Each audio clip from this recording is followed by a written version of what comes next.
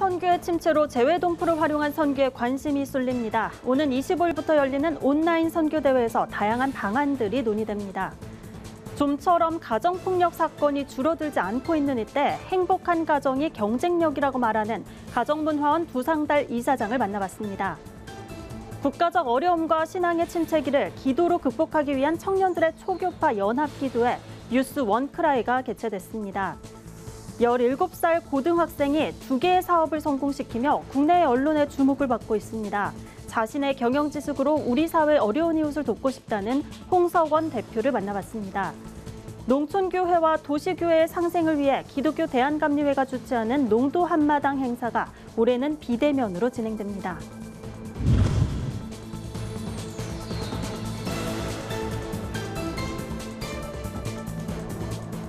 여러분 안녕하십니까? 굿TV 뉴스입니다. 전 세계에 흩어져 살고 있는 재외동포, 이들을 한인 디아스포라라고 부릅니다. 그 규모는 총 750만 명에 달하는데요. 코로나 팬데믹으로 해외 선교가 침체된 가운데 디아스포라를 통한 선교는 복음 전파에 큰 동력이 될 거란 전망이 나오고 있습니다. 디아스포라를 선교사로 세우는 온라인 선교대회가 이달 열립니다. 자세한 내용 김민주 기자가 취재했습니다.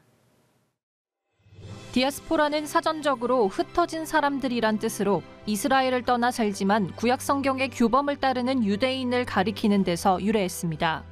재단법인 기독교 선교 횃불재단은 오는 25일부터 3일간 횃불 한민족 디아스포라 세계 선교대회를 개최합니다. 디아스포라 선교대회는 193개국 약 750만 명의 재외 한인 동포들이 민족적 신앙적 정체성을 깨닫고 복음을 전하는 선교사로 세워질 수 있도록 돕기 위해 마련됩니다. 2011년 시작돼 9회째를 맞는 이번 대회는 코로나 상황에 지난해에 이어 온라인으로 개최됩니다. 한국에 초청받아오는 기존 대회 방식이 아니라 경제적, 시간적 여유가 없었던 한인들도 참여할 수 있습니다.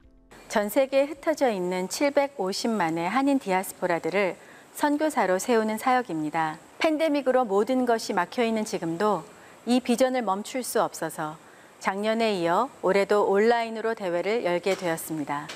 올해 선교대회는 한국 선교사 파송이 침체된 가운데 새로운 선교 동력을 일으킨다는 데 의미가 있습니다. 이미 해외의 언어와 문화, 생활에 익숙한 디아스포라가 복음으로 회복돼 선교적 삶을 살아간다면 선교적인 파급 효과가 일어날 수 있다는 겁니다.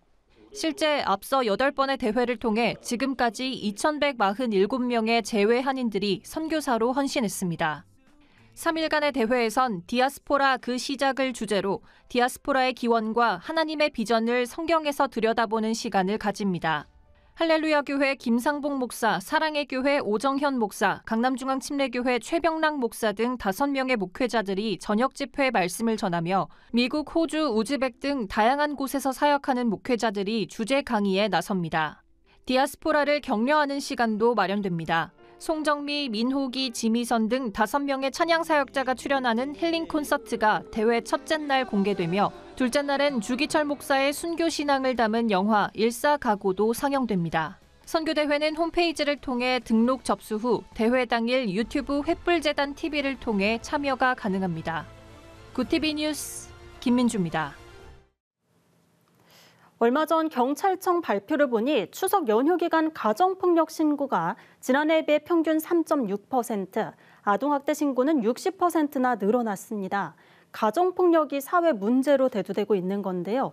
오늘은 30년 가까이 가정사역에 헌신하고 있는 가정문화원 두상달 이사장을 만나 행복한 가정의 비법은 무엇인지 들어봤습니다. 유창선 기자입니다. 사단법인 가정문화원 두상달 이사장은 가정 불화의 원인을 가족이 파편화된 데서 찾았습니다. 소득이 높아지고 문명이 발달될수록 자기 중심적인 삶이 강조되면서 가족 간의 단절을 가져왔다는 겁니다. 자녀들이 태어나자마자 손에 뭘 쥐죠? 핸드폰을 쥐죠. TV가 있죠. 옛날에는 한 방에서 다 살았는데 방이 짝따랐어요. 방이 왼수야. 그러니까 가족 간의 이 소속감도 적어지고 친밀감도 적어진 거예요. 문제는 대부분의 부모가 이 사실을 모른다는 것이라고 두 이사장은 지적했습니다. 결국 불행한 가정의 책임은 부모에게 있다는 겁니다. 물론 경쟁 사회의 그늘에 가려 행복한 가정의 필요성이나 이를 위한 방법을 고민할 여유도 없었습니다. 우리가 이런 어떤 교육을 받아보지 못했어요. 그냥 무면허 부모, 무면허 남편, 무면허 아내로서 살아간 거예요. 그러니까 상처를 주고 갈등을 하고. 두상달 이사장은 부부간의 갈등은 다름에서 오고 갈등의 해소는 다름을 인정하는 데서 시작된다고 강조합니다. 먼저 상대방을 인정하고 둘이 하나가 될 때 비로소 하나님이 주시는 참된 행복을 맛볼 수 있다고 조언합니다. 남자가 부모를 떠나 아내와 합하여 한 몸을 이룰지니 그 비밀이 키 크도다. 이게 가장 중요한 원리예요. 그래서 이 가정이라는 것은 천국의 모형으로 하나님께서 주신 거예요. 그런 그 행복을 느껴보려면 결혼을 하라. 정년기에 결혼들 하십시오. 그것이 축복입니다. 구티비 뉴스 유창선입니다. 국가적 어려움과 영적 위기를 기도로 돌파해야 한다는 목소리가 높아지고 있습니다. 이런 가운데 청년들이 유스 원크라이를 열고 위기 극복에 나섰습니다. 유스 원크라이는 매년 1월을 국가기도의 날로 선포하고 나라와 민족을 위해 기도해온 초교파 연합기도회 원크라이의 다음 세대 버전입니다. 우리의 꿈을 바꾸자란 주제로 지난 7일부터 열리고 있는 기도회는 풍성한 찬양과 뜨거운 메시지로 청년들에게 소망과 용기를 불러일으키고 있습니다. 첫날 메시지를 전한 이형노 목사는 어려움의 때의 비전과 목표를 다시 발견하는 시간이 되길 바란다며 세계 만방에 복음을 전하려는 열정을 청년들에게 회복시켜주길 소망한다고 말했습니다. 기도회는 오는 10일까지 진행되며 3일교회 송태근 목사, 세중앙교회 황덕영 목사 등이 강사로 나섭니다. 배우이자 래퍼인 양동근과 가수 공민지의 찬양 콘서트도 예정돼 있습니다. 기도회는 유튜브 채널 원크라이에서 실시간으로 참여할 수 있으며 10일 이후에는 구티비 녹화 방송으로도 시청이 가능합니다. 17살 고등학생 신분으로 2개의 사업체를 성공시킨 사업가가 있습니다. 의류 브랜드와 전자기기 2가지 사업 영역을 개척해서 성공시킨 홍석원 대표인데요. 연간 100만 달러의 수익을 내는 의류 사업을 발판으로 시각장애인을 위한 점자 스마트워치까지 개발해 최근 해외 매체에서도 떠오르는 젊은 사업가로 홍 대표를 주목하고 있습니다. 하나은 기자의 보도입니다. 지난달 미국 경제 전문 매체 CNBC에 한국 고등학생 CEO 홍석원 군이 소개됐습니다. 홍 군은 연간 100만 달러의 매출을 올린 청소년 사업가로 17살 나이에 의류사업과 전자기기 사업을 성공 궤도에 올렸습니다. 지금으로부터 2년 전 6번의 시도 끝에 론칭한 올라가 스튜디오는 1020 MZ세대를 타깃으로 만들어진 의류 브랜드입니다. 홍 대표는 평소 입고 싶었던 옷을 직접 만들어 판매하기 시작했습니다. 미술을 전공한 홍 대표가 직접 브랜드 로고를 디자인하고 상품 설명과 포토샵 등을 작업했습니다.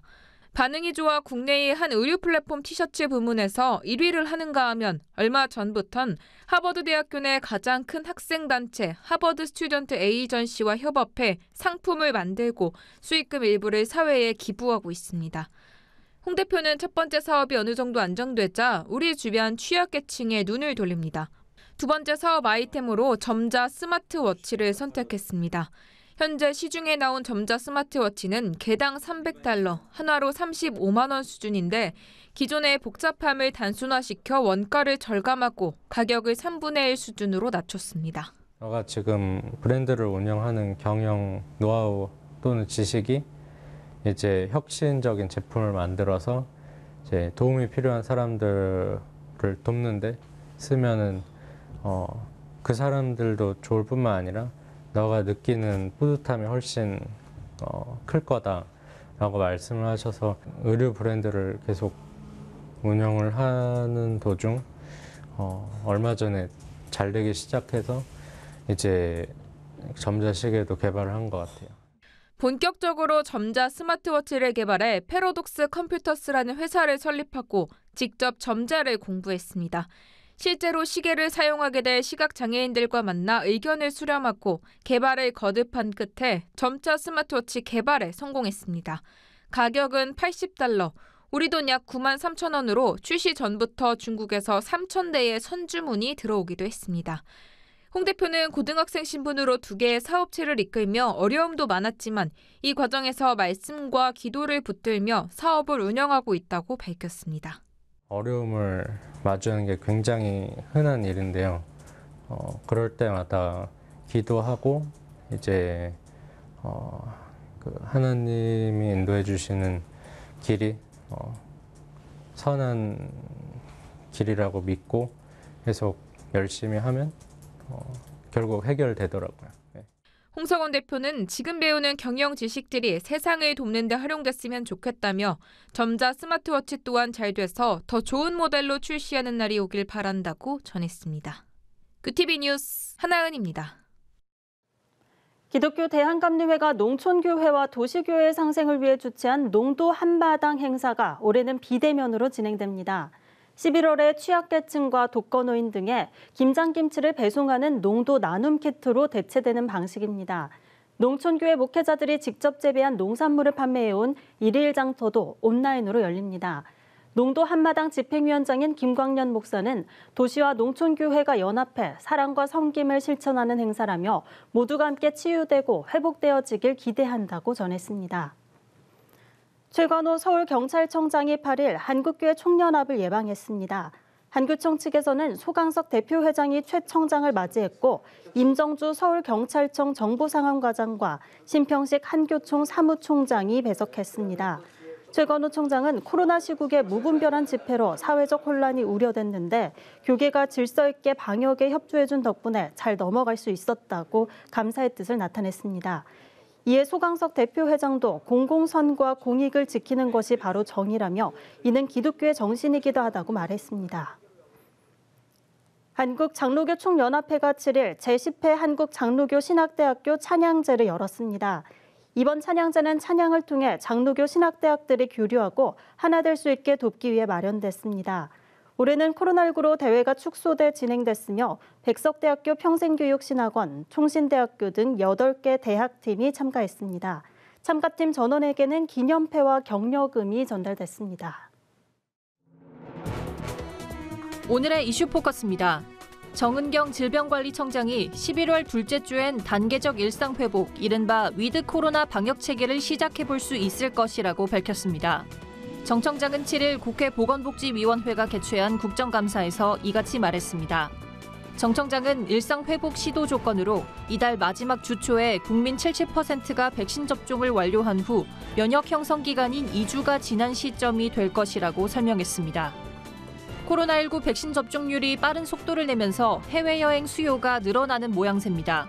8일 여행업계에 따르면 유럽여행 상품 판매 첫 3일간 851명이 예약하거나 여행상품 라이브 방송에 12만 명이 몰리는 등 여행 수요가 코로나19 이전의 절반 수준에 미치고 있는 걸로 나타났습니다. 여행업계에선 접종 완료자가 증가하면서 2주간의 귀국 자가격리 면제 대상이 늘어나 여행사를 찾는 사람이 많아진 걸로 파악했습니다. 정부가 2030년 온실가스 감축 목표를 대폭 상향해 추진키로 했습니다. 현행 2018년 대비 26.3% 감축에서 40% 감축으로 높인 겁니다. 8일 정부에 따르면 이번 상향안은 2050 탄소중립 선언에 따른 후속 조치로 탄소중립 녹색성장기본법의 입법 취지와 국제 동향 등을 고려해 설정됐습니다. 정부는 목표 달성을 위해 석탄 발전 축소, 신재생에너지 이용 확대, 폐기물 감량과 바이오 플라스틱 대체 등 다방면의 감축 방안을 실행할 계획입니다. 삼성전자 3분기 매출이 분기 사상 처음으로 70조 원을 돌파했습니다. 코로나19 사태 이후 이어진 반도체 호황과 신형 폴더블폰의 흥행으로 역대 최대 매출을 달성한 겁니다. 영업이익은 역대 분기 기준 두 번째로 높은 15조 8천억 원을 기록했습니다. 주력인 D램 등 메모리 반도체 고정 거래 가격이 3분기에 정점을 찍었고 상반기까지 부진했던 시스템 반도체와 반도체 위탁 생산 부문 개선, 신규 고객 확보 등으로 수익성이 개선됐다는 분석입니다. 이슈 포커스 김민주였습니다. 굿TV 월드와이드입니다. 지난 7일 밤 일본 수도권에 10여년 만에 발생한 강한 지진으로 부상자가 속출하고 일부 시설물이 손상되는 피해가 일어났습니다. 8일 교도통신에 따르면 일본 소방청은 지진으로 30명 넘게 부상을 입었으며 넘어지거나 시설물 충격 때문에 다친 경우가 많았다고 전했습니다. 도쿄 일부 지역에선 지지물 없이는 걷기 힘든 진도 5강의 흔들림이 관측됐습니다. 이 때문에 수도관이 파열되거나 건물 외벽이 훼손되고 전주가 기울어진 피해 사례가 확인됐습니다. 열차의 긴급 정차로 바퀴 일부가 레일에서 벗어나면서 승객이 다치는 일도 벌어졌습니다. 국제통화기금이 전 세계 소비자 물가 상승률이 올가을 정점을 찍은 뒤 내년 중반까진 점차 회복될 것이라고 전망했습니다. IMF가 6일 공개한 세계 경제 전망 보고서에서 올해 가을 소비자 물가 상승률은 선진국 3.6%, 신흥국과 개발도상국은 6.8%까지 오르다 내년 중반까지 각각 약 2%, 4%로 떨어질 것으로 예상했습니다. 다만 급격한 주택가격 상승과 공급 부족, 식료품 물가 상승 압력 등 요인은 인플레이션 급등을 좀 더 지속할 위험이 있다고 경고했습니다. 세계보건기구 WHO가 세계 인구 70%의 백신 접종을 위해 제약사와 접종률이 높은 국가들의 협조를 구했습니다.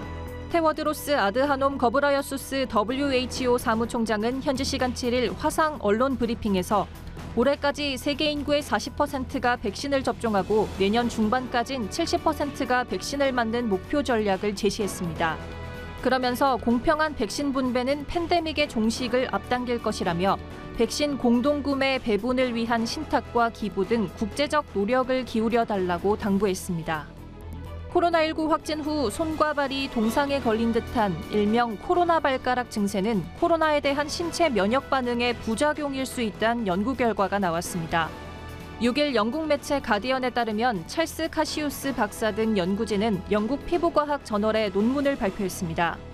연구진은 신체가 코로나19 바이러스를 퇴치하려 할 때 바이러스뿐만 아니라 자신의 세포와 조직을 잘못 겨냥해 부작용이 나타나는 것이라고 주장했습니다. 연구진은 이번 연구가 새로운 치료법 개발에 도움이 될 것으로 보고 있습니다. 월드와이드 김민주였습니다.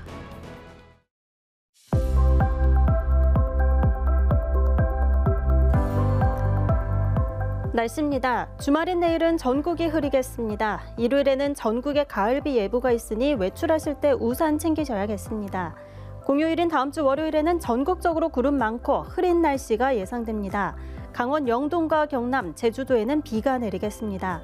다음 주 화요일부터는 맑은 날씨가 이어집니다. 다만 밤낮 일교차는 크겠습니다. 이어서 내일 전국 날씨 살펴봅니다. 내일 한낮 최고 기온은 서울 26도, 강릉 23도, 대구와 부산은 27도까지 오르겠습니다.